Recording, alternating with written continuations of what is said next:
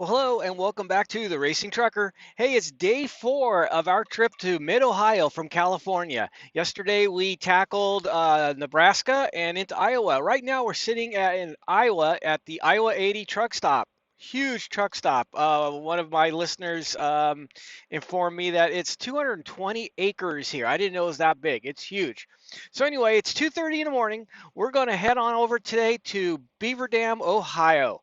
It's about an hour away from the track, and tomorrow we'll head on over to the track. But today we're going to go to a truck stop near the track and stay there. It's only about 6.5 hours. I was going to sleep in today, but I realized that Chicago, the south side of Chicago, is only 2 hours from here. So if I left at like 6 in the morning, I was going to hit some traffic probably. So I figured I'll leave now. Yeah, I'm going to get to Beaver Dam pretty early, but okay, we'll rest this afternoon. So let's maneuver out of this huge truck stop here and get on the highway. Let's go.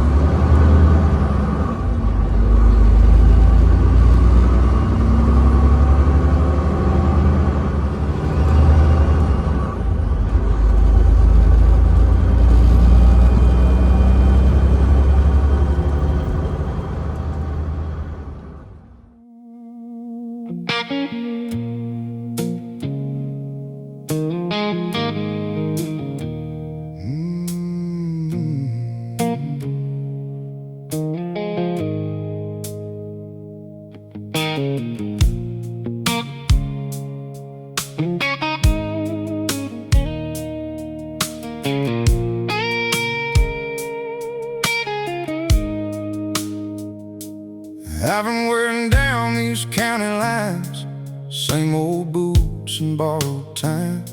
Sun hangs low, but I ain't done. Still got miles before I run. People talk like they know the score, like they stood where I stood before. But they ain't held this kind of weight. Watch closed doors swing open late. Dust don't care what badge you wear. Road don't ask if life is fair. It just lays another mile ahead and asks if you still mean what you said. I learned slow don't mean behind, and truth don't care who changed their mind. I keep moving with an honest fire, feeding the dirt but my eyes climb higher. Ain't asking permission, ain't chasing fame, just trying to leave this world better than I came. When the smoke clears and the night rolls in, I'll still be standing where I've always been. Not loud enough to shake the sky, just strong enough to stay alive.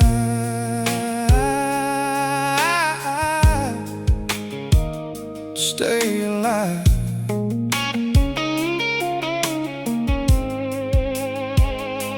Saw some fast roads fade to dust. Saw big promises lose their trust. But every scar became a sign that I survived what wasn't mine. Found some peace in simple things, windows down and weathered dreams. Learned the heart don't need applause to know exactly what it's for. Some folks burn and call it bright, some shine quiet through the night. And I found out years ago, the strongest roots grow slow. I don't need the world to agree, as long as I still recognize me. I keep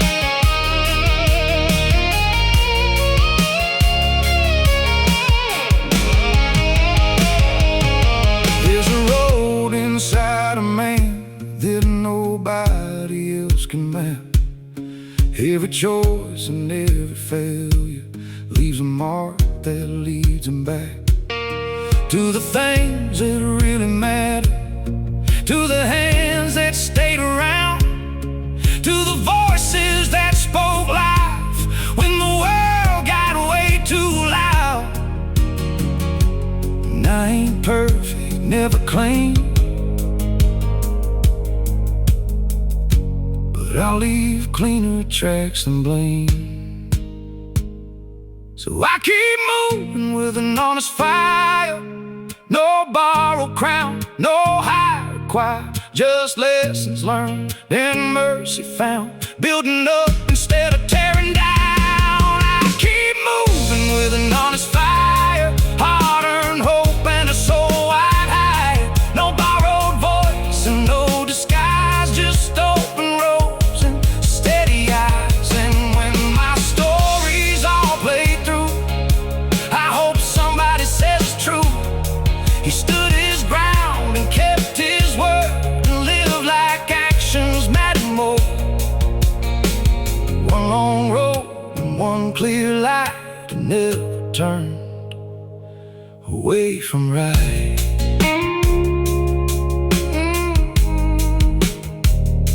Away from right.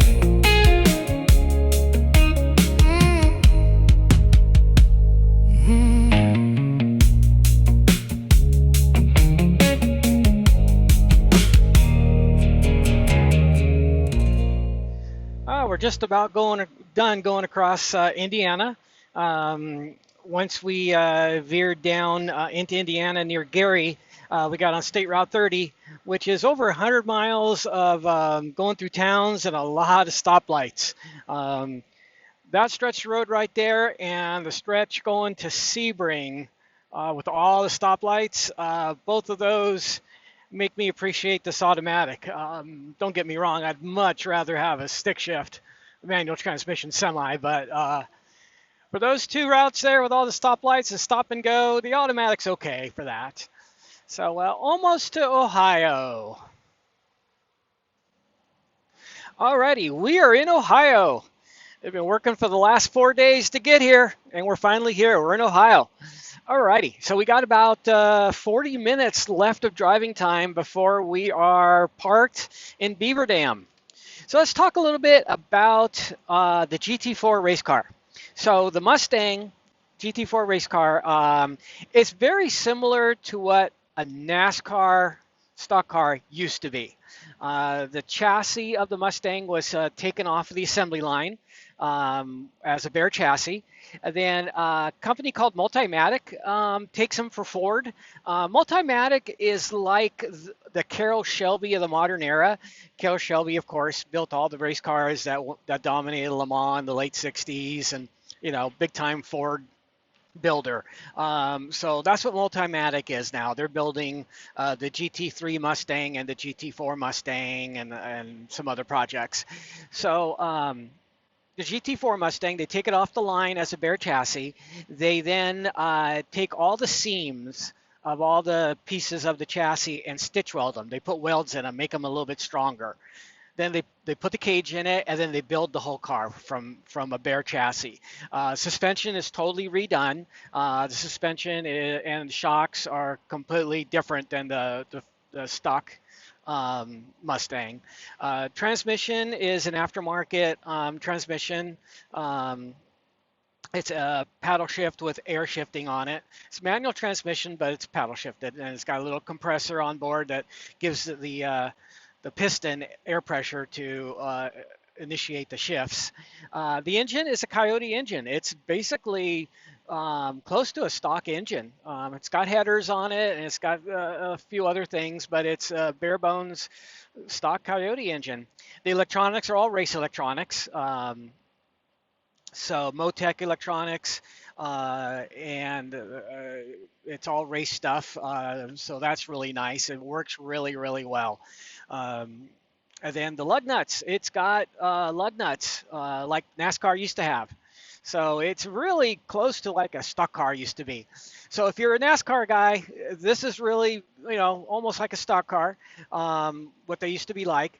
And then our racing, it's like this weekend, we have a 4 hour race. So this race is going to be 4 hours. We have two drivers. Mandatory that we switch drivers, and there is a minimum time and a maximum time that each driver can have. So it's you can't have one driver, who's the faster driver, drive the whole time or anything like that. You have to. They have minimums and maximum times for each driver. So during the pit stop, one of the pit stops, you'll see us come in and we'll switch drivers, we'll switch tires and fuel. Fueling is a little different than NASCAR. Instead of having the can that goes over the wall, we have a fuel rig. And during this weekend, I'll explain the fuel rig and how the fueling works and all that kind of stuff. So okay, so I'm going to park here in 45 or 40 minutes or so. And then tomorrow we're going to go get the truck washed, and then we're going to go to the track, actually to the staging area of the track, which is a little ways from the track. It's not actually at the track. And we're going to stage there. Then after that, the following day, the videos are going to change, guys. We're going to switch over from trucking to racing. So you're going to, I can't even talk. I will take you guys along and show you my job as far as everything I do on the race team during a race weekend. We're going to arrive at the track, park the truck, and then myself and the team, we're going to unload all the stuff in here. We're going to get everything all set up. My job primarily is the pit. So I'm going to go down to the pit with all my pit equipment and get the pit all set up. Then as I'm doing all this, I'll be explaining the fuel rig, the timing stand, everything that we do.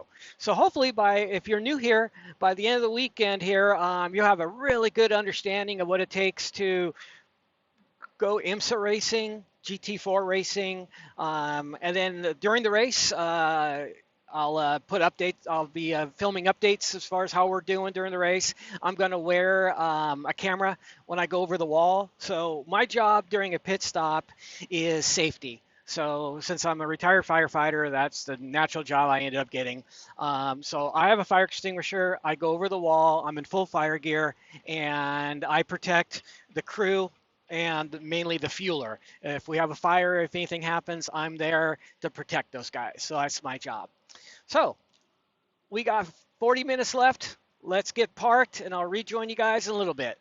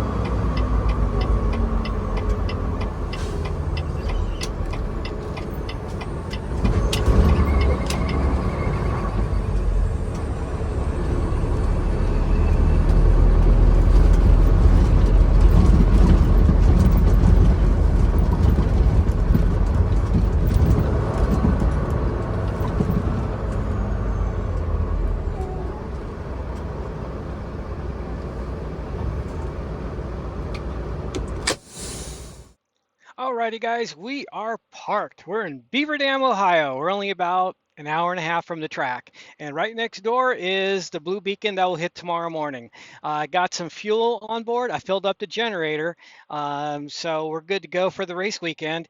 But when we were in the Chicago area there was a lot of construction going on. And I hit some pretty severe undulations and stuff on some of the bridges. So let's go back and check the load, make sure everything's okay.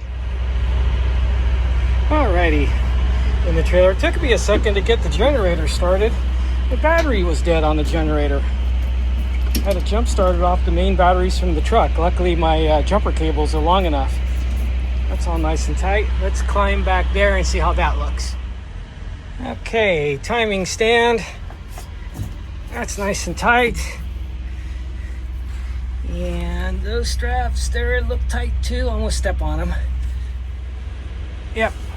Those are nice and tight on the back of the trailer done. So now let's wander up front and check the fuel rig. Alrighty, the front of the toolbox here. That's nice and tight. Fuel rig, nice and tight. Alright, let's climb upstairs, look at the cars. Alrighty, got both cars up here. That's nice and tight. I gotta climb back there and check those straps there. So time for me to get skinny. Just to show you how tight everything is in here. That's the spacing between the back of one car and the front of the other. Just barely enough to get my hand in there. That's about it. Really close. All right, so tight, tight. All right, we're looking good. Everything held up all those miles traveling across the country. All right, time to go back downstairs. Okay, climbing up here into the generator compartment. And what we have here is we have 3 batteries. This battery and this battery, I believe, just control 12-volt stuff in the trailer. This one is the starter battery for the generator. And looking at the date there, 7/22, it's 4 years old. It's never given us any problems. And all of a sudden, out of the blue, it wouldn't start. I jumped it, it started right up. So there is a place across the street. I called them. They do have batteries in stock, so we should be okay. Okay, back in the truck. So yeah, the place across the street does have batteries, so I don't think it's going to be a big deal, but it just shows you that, you know, curveballs can get thrown at you at any time. We made it all the way across the country without any problems, and then all of a sudden, out of the blue, the generator doesn't want to start. I'm glad it happened now instead of at the track, because that would have been a hassle, but we could have jumped it like I did to get it started just now. So the plan is tomorrow morning, I'm going to go across the street. We're going to get a battery first. Then we're going to go across the street over here and get the truck washed. Then we're going to go to staging area for the track, and we're going to stage for the next day's load in. And then, you know what? When I park at the track, I'm going to show you guys inside the truck here and the things that I do after I park, because every video ends up with me slapping the parking brakes and saying, "See you guys later," but you have no idea all the stuff I have to do afterwards. So we'll go through that, and be kind of a cool little thing to do tomorrow while we're at staging. So guys, join me tomorrow. We'll get this thing fixed, get it washed, get it to the track, and get all of our paperwork done at the end of the day. See you then.